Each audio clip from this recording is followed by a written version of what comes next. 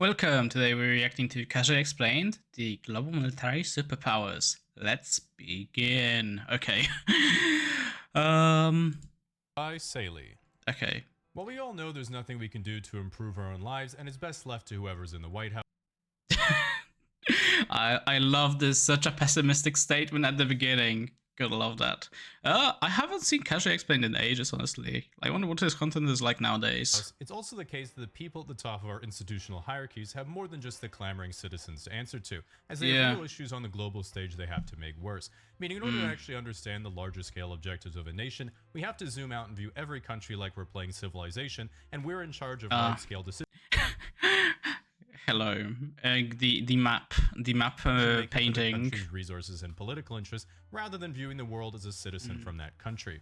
A good example of this is that in economics and politics, everyone says that America is the most powerful country in history, as they have the best technology and are the richest civilization of all time. Then immediately everyone in the comments says, well, I'm American and I'm not rich. Oh dear. Every average American ever. And I'm sure that's correct, but observe how zoomed out I am on the map. I can't see you at all, meaning you are a trifling statistic to me. Similarly, what's clear both in real life and in video games is that the most significant threat to your empire is other nations enacting military force toward. So true. Me creating greatest economy on Earth, and then some random country attacks my country, and I'm like, what do you mean you're attacking me? I have not set up my military yet. Toward you while you're just trying to get your supply chain together to make light bulbs. For this reason, so freaking true. I wanted to look at the most powerful nations on Earth in terms of military might, which means looking at all 7 nuclear powers in the world, starting with the weakest and moving up to the strongest. To preface, I'm not going to be mentioning any countries in Africa or South America. This is because they don't have any nukes. No, I mean, I think South Africa nukes at one point. One tiny little segment of the history when they were on the British Empire. Meaning they don't matter or exist, so we can just delete those. This is how they do it in the Pentagon, by the way. First, we have our honor or exist, so we can just the map of the Earth according to Pentagon. New Zealand is also not included. Delete those. This is how they do it in the Pentagon, by the way. First, we have our honorable mentions, which are countries that have no nuclear weapons but are still extremely formidable.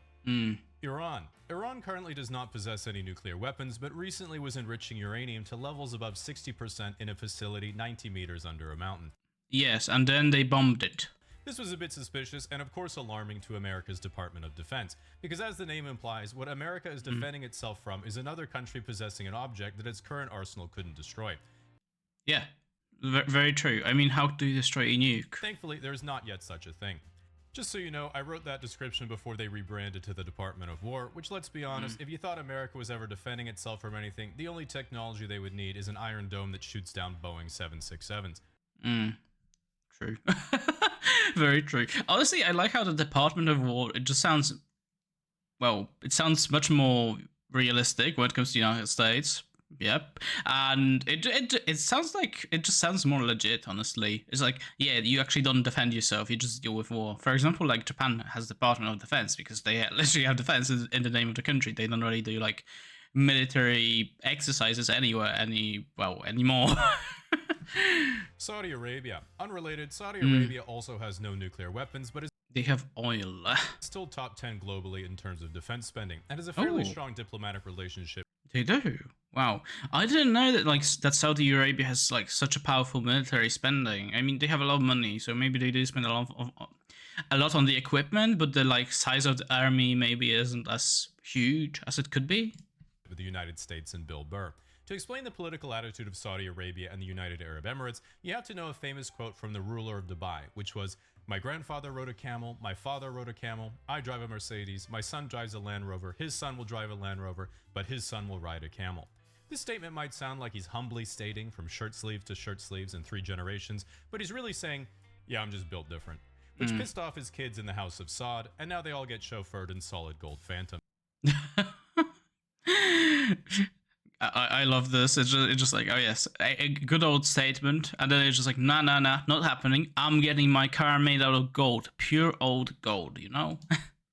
Nevertheless, they've recognized they can't just print money from selling oil forever, and their current grand strategy is to transition their economy from a gas station to the hub center connecting Africa to Eurasia and become the economic center of the Middle East. Smart. Very smart. Plus, after hyping up their plans to build a 170-kilometer-long city that is tall What's going on with the Line project? Is it like still being built, or did they just give up? taller than the Empire State Building and was getting me excited for someone to actually do something cool but really stupid for once. They shockingly paused construction and were then like, maybe we can turn it into an AI data center instead. So sad. Depressing. I wanted to see a good old city line. I wanted to see how, like, if it would, like, actually function like a proper city and it would be, like, good. And then they just decided, no, we are not having fun anymore. We have to act like adults. We're gonna make a data center for AI. Wow. Frankly, I'm pretty sure if you said to the Crown Prince, here's my idea for a new super project, then slid him a photo of a gaming PC, he'd write you a blank check.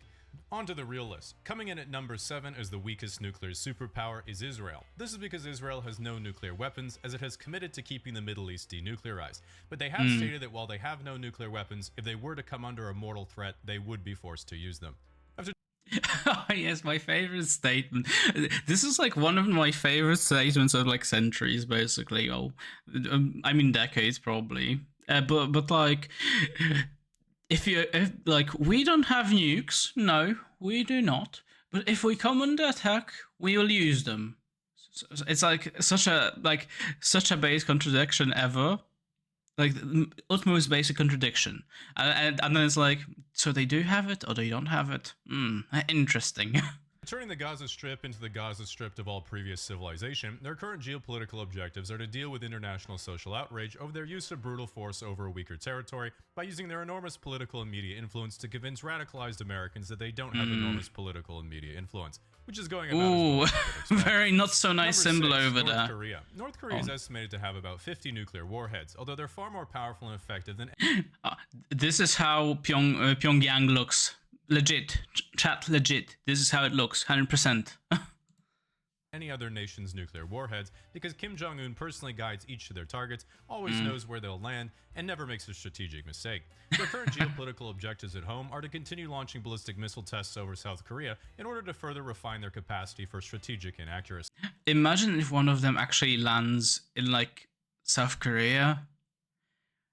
I cannot imagine what would happen, honestly. Like, that sounds so freaking scary, because it's like, you are sending a rocket, right? It's meant to fly over, you know, down into the sea, right? Sea of Japan, maybe Yellow Sea, okay. And it just lands straight in, like, I don't know, Busan, or it lands in Jeju, or I don't know. I don't know any other cities. I mean, there are Seoul, but, like, if that lands over there, North Korea ceases to exist, basically, pretty much, and South Korea is basically in a very, very, very bad situation. This is no laughing matter, but it's like, just imagine, like, the consequences of such thing happening.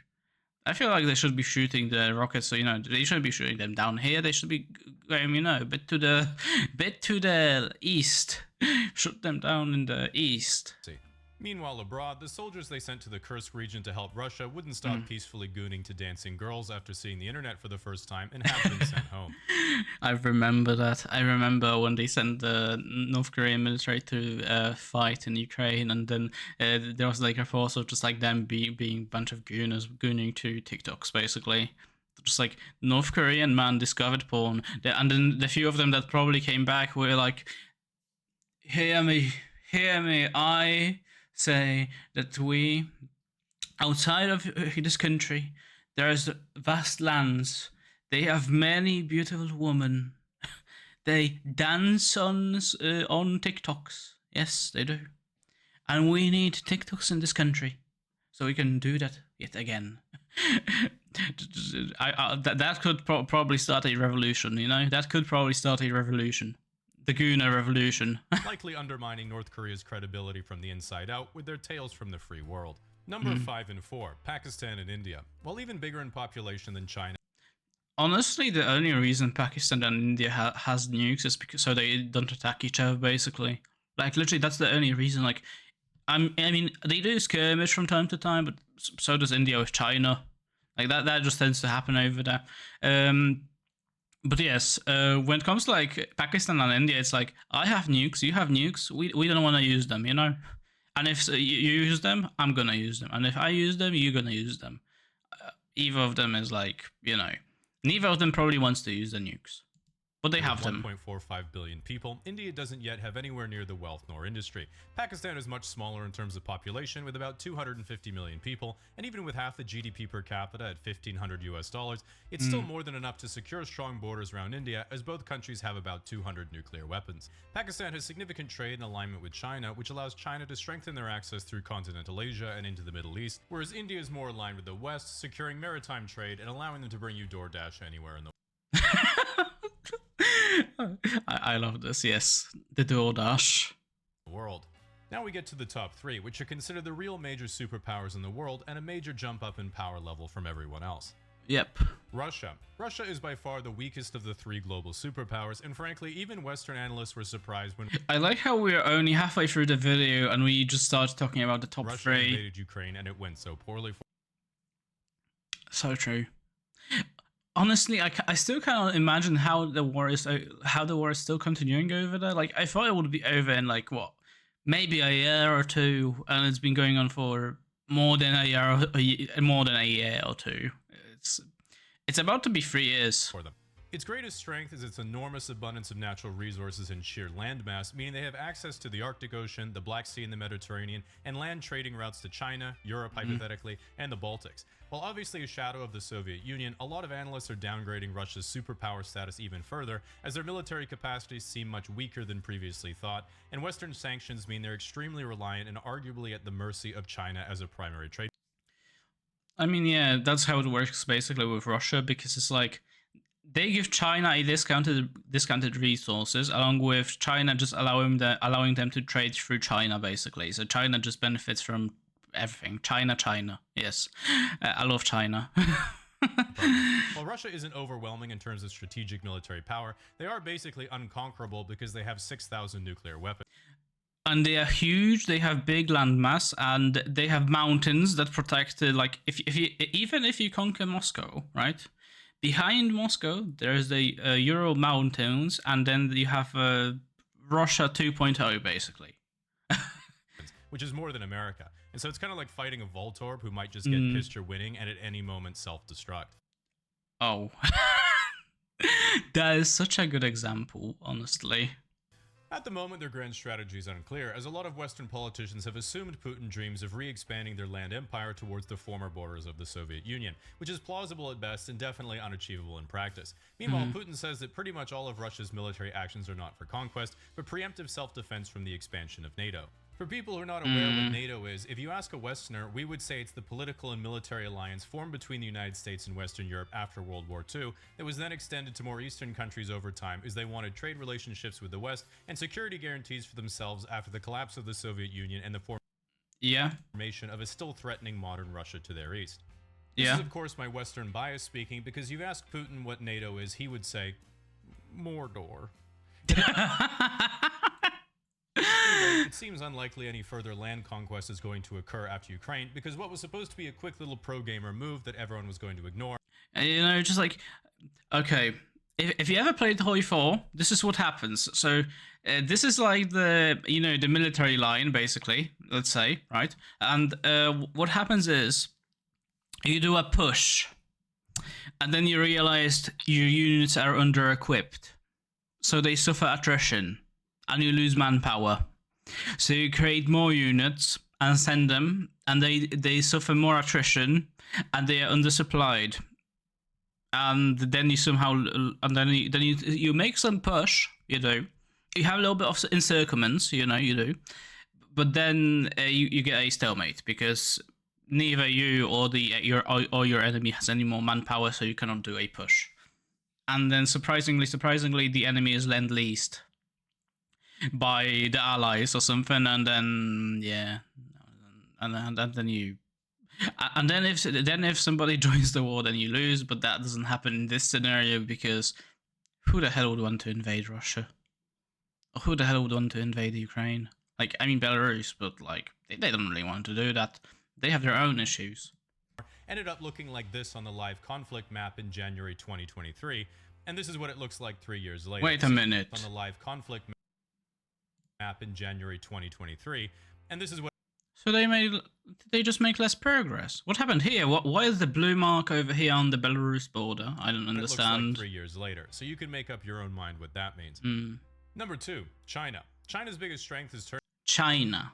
turning their country from what was essentially an agrarian peasant society getting conquered by the No.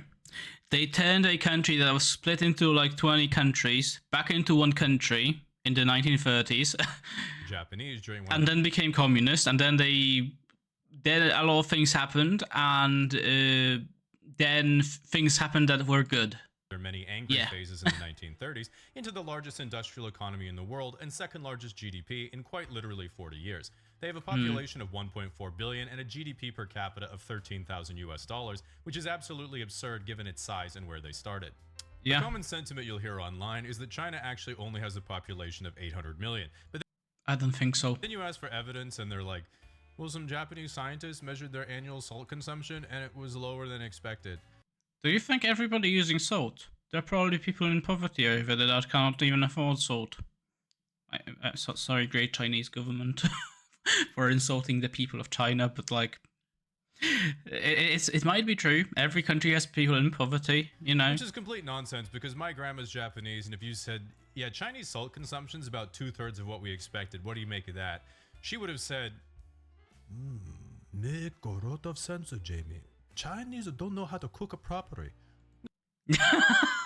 Nevertheless, what makes China frightening is that because of their export economy, they have a massive industrial capacity. They have similar numbers of tanks and warships to the US, albeit smaller ones, and their air force and overall system technology are far worse. But in terms of shipbuilding, China has a gross tonnage capacity of over 230 times the US and produced over 1,000 commercial ships last year, and America made about 8. What? Huh? Really? I'm like confused right now. It's like, how China? How? Like, I mean, I understand how China, but like United States, how? Why only 8? Or did you build like 8 big ones, very powerful ones, you know? Or did you just build 8 regular ones, like, and you couldn't afford any more because of things happening? I don't understand. How could this happen? Not 1,000. Maybe that's why Trump wants to put Americans back in factories. So this could be 80, you know? Number 8. And in case you think that isn't a problem, it's Chinese commercial shipyards that also make the destroyers. Currently, China's next big move is most likely the annexation, aka reunification with Taiwan. Because to be frank, it's literally right there. And when China was like, I like how he's like, oh yes, it's literally down there below, you know? Hey, can we buy the really good computer chips from you? America was like, well, obviously not. That would. Yeah, I find this situation so funny. Taiwan was like, we can do business, you know, and then America was like, no, Taiwan says no, not happening. Taiwan says no, and Taiwan's like, I didn't say anything. Okay. Benefit us at all. But like, imagine if Vancouver Island was its own country and had the best oil reserves in the world, and America was like, hey, can I buy some? And Vancouver Island was like, no, we use Chinese wellheads, so we only sell them the good stuff, but you can have the shitty oil we sell to everyone else. If that happened, I can assure you that I would be getting bombarded with freedom and democracy against my will well within 24 hours. So while I'm rooting for Taiwan, if you add on the fact that there are American military bases in Japan and South Korea, and they have access to bases in the Philippines, China's only way of securing clear access to the Pacific Ocean is Taiwan. Meaning it's not looking so great for the little guy right now. Yeah. Number 1, the West and partner. I like how they just said the West, just like a little bit of a summary, you know, just the West. You already knew we were number 1 because I don't want to become the 51st state. The Western alliance of NATO and its homies post-World War II is essentially what everyone watching this video will have grown up and experienced and is likely currently living within. Our greatest strength is by far our enormous wealth and prosperity gained from free trade and cooperation. This came about because post-World War II, once everyone basically agreed to get along with each other instead of making world wars in every 2-decade tradition, this allowed the proliferation of the American global banking system called the Eurodollar, which was kind of like a banking telecom network throughout the world, allowing the proliferation and trade of the US dollar in Europe, Japan, and then basically everywhere else. Because of the West's perception as a liberal, rules-based democracy centered around free and fair. So many freaking big words, but yes, this is basically kind of what happened. Yes. trade, everyone trusted I like how he's going over like the whole freaking not decade, century of history in like little bit, like a bit over, like, 1 minute the probably. currency and began using it, then saving it to use later as a reserve, resulting in what people call the US dollar reserve currency system. Even today, 58% of all global reserves are in dollars, 50% of all trade is done in US dollars, and 90% of Yeah. I'm surprised that pound, like British pound, is like still at 5%. Surprising. And Japanese yen at 5% as well. 6% nearly. all foreign exchange is in dollars as well, which allows immense privilege in terms of global influence. You can sort of think of it like how the global language of business is English. Europeans speak to Europeans in English, Yeah. Italians, educated Chinese students learn English, and if you I like how Italians are the exception here. Are Italians in the chat, Italians in the comment section, is this true? You do not speak English? Actually, I heard someone say a story that like they went to Italy once for like uni exchange, and Italians were surprised that they knew English so well, and then they were like, "We didn't know English that good, like compared to you," and they were not like native English speaker as well. So yeah. you want to have a successful international career, you essentially must learn English. That Yeah. means for people born into it, you don't have to do any work. And then you learn the language. You have the C2 English, and you say, I know C2 English. I have diploma in this, and they say, okay, you cannot be a cashier. Why? Because you're too educated. What do you mean? You're too educated. Just get a job in what you actually did at university. And I'm like, but I don't have connections. And they're like, well, that sucks. And you get all the rewards. If your hopes and dreams are to be successful in music, film, tech, finance, business, or professional political streaming, you have access to the largest markets right away. Ooh. If you're thinking of your dream career, So I can become the largest European political streamer, right? Not happening. Not happening, brother. Not happening. the first step for nearly all Westerners is thinking, but what if I fail and people make fun of me? But for everyone else, the first thing they have to do is learn a completely PPAP. different language with fluency and then move to a different country. This is essentially the same privilege as the US dollar in that it has a global monopoly on banking and trade, meaning the currency that you create is the currency everyone uses, not just your citizens. So you can pull the levers of not just national, but global monetary and fiscal policy in your favor if you hypothetically had any idea what those levers did. With that said, currently the geopolitical grand strategy of the West is in complete disarray, because prior The current strategy of the West is United States of America and friends and NATO. Yeah, basically. to Trump 2.0, both the Democrat and Republican plan was essentially to maintain the pre-existing Western rules-based order in conjunction with its allies in Europe and Asia, with only pocketed military intervention. Well, yes, but the Europeans decided to that. Honestly, the European situation is crazy because it's like Europeans themselves don't really want to do that whole left-wing, liberal, bit too far left sort of stuff. That's like they are done. They are done with migration. They understand that migration isn't, doing many things good. I mean, like the migrants get employed in factories, so we have less need for factory workers, kind of, and we create more stuff. Blah blah blah blah. Global economy makes rich richer, right? But it's not beneficial because reasons, basically. Like people are just annoyed. Pretty much. Like I like how I just say like, oh yes, migration. People are just annoyed, Simple as that. It happens, And then the whole thing with like abortion in some countries, and then you have the whole thing with trans stuff in some countries, and then you have things like ecology. Like when was that? Wasn't there like ecology protest like in Czechia a couple of weeks ago or something like that? I don't even remember, but yeah, I feel like people are just like so done with like the whole EU being a progressive thing, and then they probably want EU to be like much more conservative probably at this point. I don't know. I don't understand like anything what's going on. I'm very unhappy with the things that are happening because I feel like Europe has so much more potential than it's like. It has so much more potential and it's such a wasted potential basically. Also, another thing that I disagree with is that why is there no EU sort of like EU investment like program into like okay. Oh, this is going to be sounding racist probably, but okay. So you know how you have migrants coming in from countries like you know from countries in Africa, from countries in Middle East, from countries in South America, right?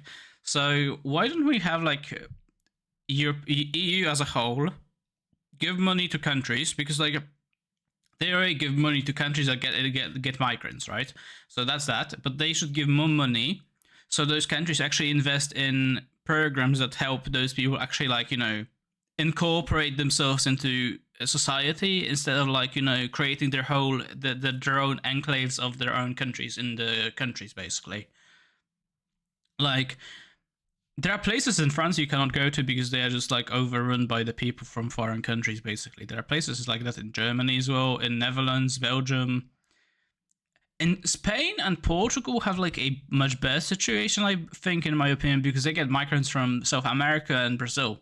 I mean, Portugal gets them from Brazil, and so they have the same language and they're much more integrated. But then like the people that go to like Netherlands, Belgium, Sweden, they don't really know the language. They know maybe French or English because that's like the main languages of the colonies, basically. Like same goes with Denmark. They don't know Danish, right? If you don't know the language, then it's very hard to like deal with like things. It's much harder to like you know like participate in the society, integrate yourself. There we go. Integration programs. That's the word I'm looking for. Integration programs, right? So yeah, like I feel like EU might as well just invest in that because I feel like that's the massive problem with like the migrant crisis. It's integration. They don't want to integrate, and there's like no benefit for them to integrate. So maybe I don't know. Financial incentives is not good. We all know that, but maybe that needs to happen. I don't know. I'm talking out of my ass right now. As fires needed putting out, or some perhaps slightly imaginary threats emerged. Even now, it's still not Weapons of mass destruction in Iraq. clear what the new hard-right grand vision is, or if there even is one. But if you read some of the partially human thinkers that seem to be whispering in Trump's ear, and you really interpret it generally, Greenland is European. Just like how to piss off Trump in 5 seconds. Tell him that Greenland is European. generously, it would seem the basic premise is we have to stop languishing and twiddling our thumbs as China becomes a threat to our position as global superpower. We need domestic industrial capacity to come. Honestly, I don't really mind China becoming like I don't mind the race between US and China like for the status of a global superpower because it's like China is very much a country that just wants to do economic stuff. They are not really like I mean apart from the whole they want to unite the Chinese people of China and Taiwan, two different types of Chinese people, but like that's a whole different thing. Like if that ever happens after that the only thing they want to do is money, big money, produce money, more money. Because like China as a whole, like historically, China wasn't really like aggressive, except for like the whole China fighting China, China fighting more China, basically. Like China fights itself more often in history than it fights like Western powers. Like prior to the current Chinese state of Chinese like government, the last time they fought was Japan during World War II, and then prior to that, I'm pretty sure they fought like what, maybe Russians, yeah. And they maybe also, and then prior to that, I know that there was the Opium War that was literally forced upon China because China didn't want to sell opium, and then the British were like, "We are making business here, open up."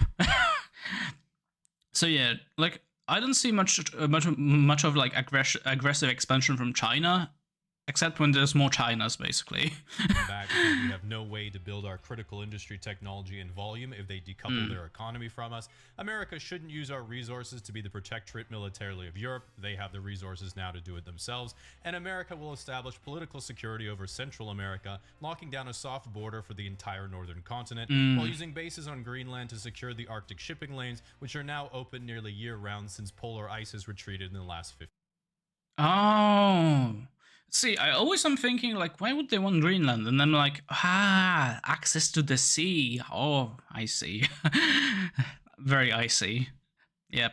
But yeah, I thought it would be like military stuff, but yeah, that also makes sense. What's the purpose of that? I'm not really sure. I'm Argentina. You know, maybe they want to do trade between United States and Argentina or something. Maybe that's what they want to do. I don't know. Like, I don't know what would be like the purpose of this sort of like route. I have no idea. I want someone to explain like the purpose of the shipping route because I don't see like much of a benefit between it. Like maybe I'm not sure. I'm honestly not sure what's the purpose of it. But yeah. Years. Not because of climate change, though, that doesn't exist. On paper, it's not like there's anything that unusual about the plan. It just represents a particular form of extremely hawkish foreign policy. The problem really is the not on paper part, which is using forceful executive powers to manipulate your allies while demolishing any pre-existing trust and goodwill. Then circumventing all democratic political channels to achieve it as fast as humanly possible, causing massive social upheaval in your own country and the world. And all of this is while defying the entire fundamental basis of the Western Alliance in the first place, which is ironically destroying the social cohesion and resulting trade and finance empire that made America great post-World War II.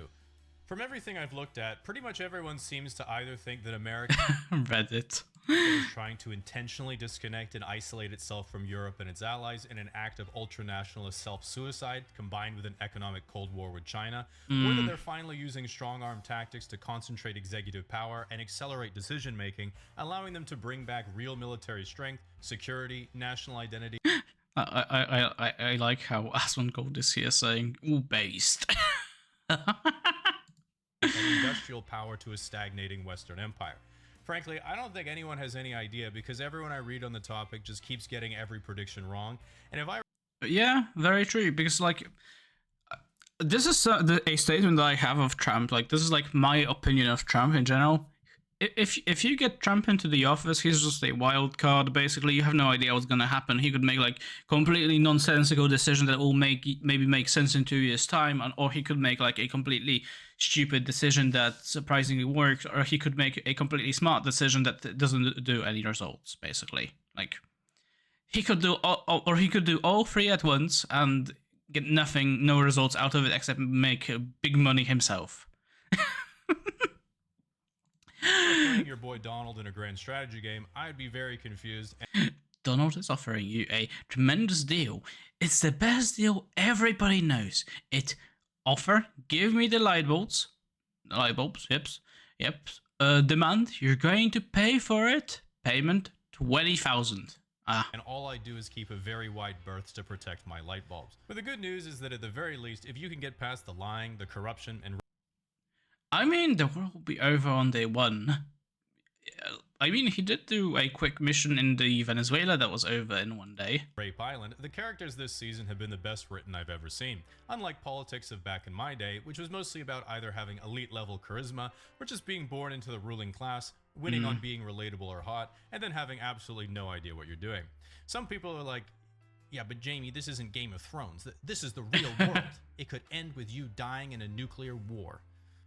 I don't care. Give me the popcorn. I'm here to see it. It always makes me think, I'm down.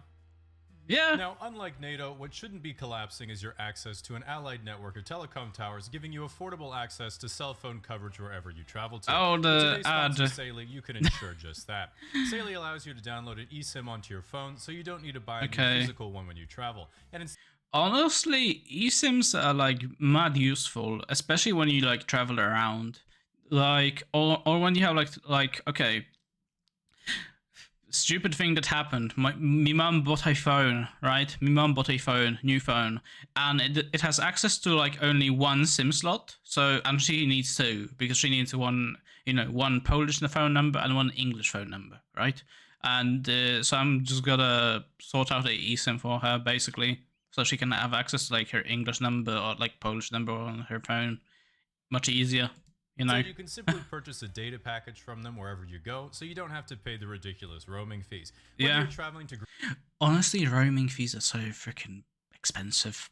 I realized that for like, I literally had like a chat with like a freaking person for like the literally 10 minutes, and I didn't realize I used my, I used my phone, which was like my Polish phone number calling to UK, and I didn't realize it, like it's gonna be, it's gonna cost 20 zloty. Just like, it's only 10 minutes, 20 zloty. That's like that's literally like two zloty per minute, basically. Pretty expensive in my opinion. If you want to know what you can buy for that much, you can buy pizza. You can literally buy a pizza, honestly, for that. Like, I mean, frozen pizza, not like proper decent like pizza from a restaurant. Just like a frozen pizza. so it just means it's not much. Greenland to plant an American flag, Venezuela for a cheap holiday, or Taiwan so you can free solo a skyscraper before there's a Chinese naval blockade. Sally's got you covered. They might not actually have you covered in the case of those particular places in those particular times, but you know what I mean. I mean, they might have you covered in Venezuela for vacation. Honestly, I wonder what's going to happen with Venezuela, because like from stories I read about Venezuela vacations, it's like okay-ish, but not so good at night. Very dangerous at night sometimes. So yeah. If you're looking to get coverage for one country or a whole region, it only costs $9 for 121 countries. That's actually so good. By the way, does North America include like what? North America is like Canada and the United States, and it does not include Mexico. Is that South America now? But yeah, $9 for global sounds pretty good in my opinion. Same goes for like the $4 in like Japan or $4 in the United States. That sounds very good actually, especially for someone like me who would go to like, that is basically equivalent of 20 zloty. It has packages available for all of them. Plus, you can get their new Ultra subscription starting from $30 a month to get access to over 100 destinations. Oh, so you can have a subscription fee. A global Okay. network of airport lounges, fast track service for check-in and security, and other bonuses. If you'd like to get Honestly, I feel sold. If I did more traveling, I would be sold on this, basically. exclusive 15% discount on Saley data plans, use the code CASUALLY at checkout. You can download the Saley. I like how I'm just like, oh yes, this ad, very good, very good. I'm not even getting paid for it. I'm subscribed here. Oh, I am. Nice. I liked it. It was a very fun video. I might have done a bit of statements that are politically incorrect. Very politically incorrect, maybe. But yes, I liked the video. It was a very fun video. It was a nice reminder of who has nukes and who doesn't have nukes, and it's like very good, like pretty decent at explaining the whole current situation globally, I guess, in a way. But yeah, a very nice video. Link to the video is in the description, as always. Yes, it's there always, you know. And yeah, subscribe to Casually Explained. I mean, he has a lot of like subscribers, but like subscribe to him and leave a like under his video. Leave a like under my video as well, and comment down below what would you like me to react to next or talk about next or something. I don't know. Yeah, thank you for watching and goodbye.